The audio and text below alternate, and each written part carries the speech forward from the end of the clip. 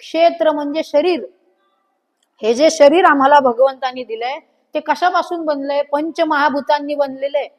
मोरोपंतांची आर्य आहे तिथे की भूजल तेज समीरख रवी शशी काष्टादिकी असे भरला, स्थिरचर व्यापुनी अवघा तो परमात्मा दशांगुले उरला.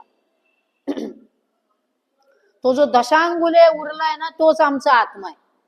हा, भू जल तेज समीरख रवी शशी काष्टादिकी असे उरला. अहो कशामध्ये नाही तर लाकडामध्ये सुद्धा भगवंत आहे आमचा.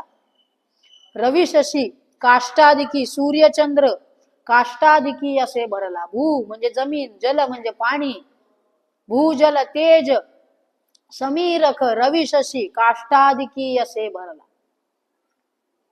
या सगळ्यांमध्ये हा भगवंत भरून राहिलेला असताना सुद्धा जर आम्ही आयुर्वेदाचा अभ्यास जर केला ना तर लक्षात असं येतं की दोन्ही हातात जर आम्ही एक केले तर हा जो आकार निर्माण होतो ना तो हृदयाचा आकार आहे.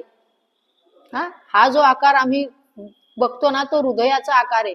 मग रवी शशी काष्टादिकी असे भरला, स्थिरचर व्यापुनी अवघा, सगळं व्यापून स्थिरचर व्यापुनी अवघा तो परमात्मा दशांगुले उरला. दशांगुले म्हणजे आयुर्वेदामध्ये 10 अंगुल एकत्र केल्यानंतर जो आकार निर्माण होतो तो आकार म्हणजे आमचं हृदय आहे. आमच्या हृदयामध्ये 10 अंगुले म्हणजे 10 बोट एकत्र केल्यानंतर तो भगवंत आमच्या हृदयामध्ये, आणि तो हृदयस्थ परमात्मा आम्हाला जाणायचा आहे म्हणजे क्षेत्र, आणि क्षेत्रज्ञ म्हणजे आत्मा.